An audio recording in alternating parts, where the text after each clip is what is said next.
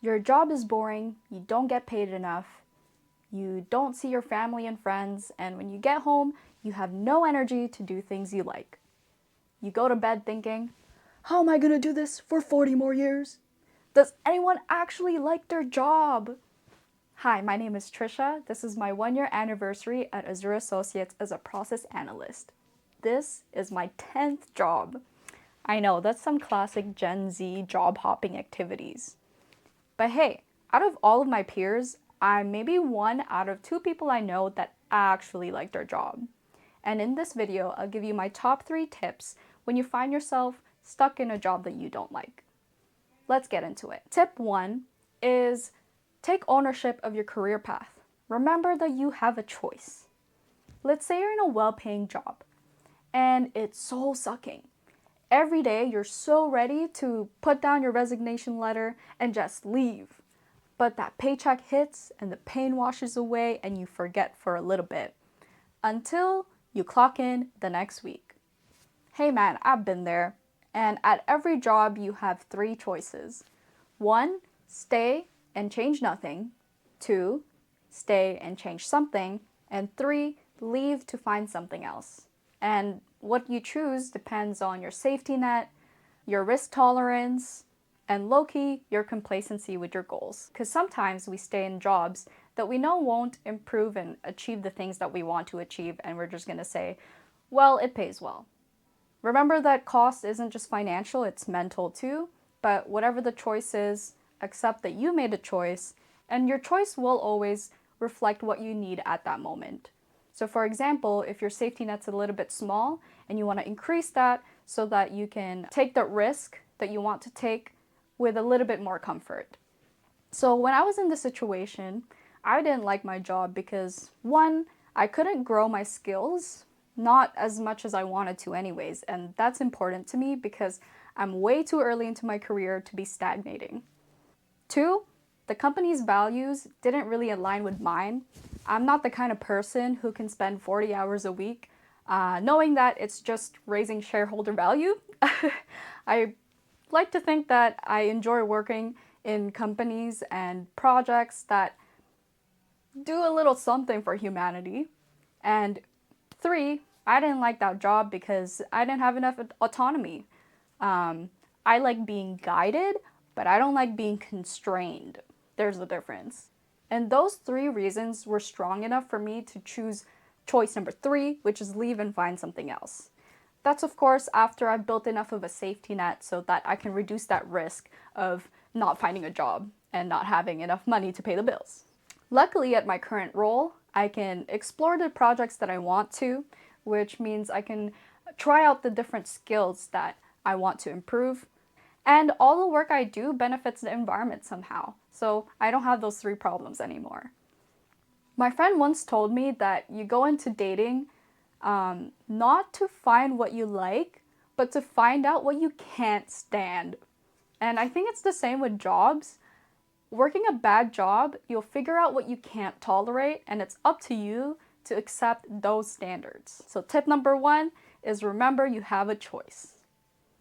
Tip number 2 is have a long-term stress management strategy. Stress can be motivating, but it's not useful if you're stressed all of the time, which is usually the case in a bad job. Let me tell you a story. There was a phase in my life where I was working a part-time stressful job. It was around 20 to 25 hours a week. It was like kind of an engineering job. And so I was working this part-time job while I was in full-time engineering school. At that job, I felt like I had a lot of responsibilities, but maybe not enough support and time to really fulfill them. And so during my personal time, like when I'm supposed to relax, I found myself just trying to catch up to work. And you know what happened? I got freaking insomnia. 0 out of 10 would not recommend, so seriously, just figure out your stress management system. It also helps when you work with really nice people who are understanding and flexible. Everyone at Azura is super nice, and when they see you're getting stressed, they're like super willing to give you a helping hand. Everyone's also encouraged to have a life outside of work, so Peter does a lot of running and coaching with running. James plays a lot of sports. Michael has a cool garden. For me, I'm figuring it out, but recently I've just been playing a lot of board games. Having that kind of culture at work also with work-life balance helps to not have to convince your boss that you need a life outside of work. Yeah. So tip number 2 is figure out your stress management system. Tip number 3 is doing the thing you like is the cheat code to being naturally successful. I'm sure you heard this advice of do what you love and you're never gonna work a day in your life, which I think is bull BS. For example, I love art, but you don't see me being a full-time artist, and that's because I'm uncomfortable with the kind of like financial insecurity that comes with art, and I don't know if I'm really great enough to be the biggest artist in the world where I can make a living out of it that I'm comfortable with. Anyways, that's besides the point. I still think there is some truth to that saying. So Dave always says that it's easier to bring someone from a 6 out of 10 to a 10 out of 10 on a specific skill if they like that skill, compared to bringing someone who's a 7 out of 10 to a 10 out of 10 but doesn't like that skill. When you like a certain skill or task, you find fulfillment in just doing the skill and getting better. So naturally you're going to spend more time thinking about it and getting better at it without being pushed. But if you don't like the skill and you're being forced to work at it, it's more difficult and it's less fulfilling. And it's not naturally going to come to you how to improve. So that's why figuring out what skills you like to work on and leaning in on that is really useful for making success easier for you. So for example, like I said, I like art, and the way I find success at work is incorporating my natural inclination to visualize things and making communication simpler with visuals. Like if there's a really text-heavy thing, sometimes it's easier to explain it with a flowchart. That kind of thing. On the other hand, I can code, just a little, but I don't like it. So I would be terrible as a software engineer, and that's why I'm not doing that.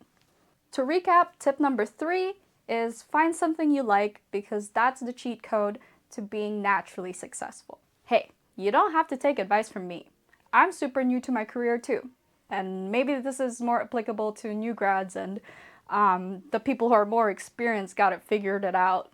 I don't know. I also think that life can get in the way even if you try your best. Sometimes there's accidents, sometimes major events happen that like can hinder your success. But I hope these 3 tips help you remember that you have a choice and give you some hope to finding a job that you like or making your job something you do like. And since it's my 1-year anniversary at Azura, I want to end this off with a cool montage of the things I did this year. Enjoy!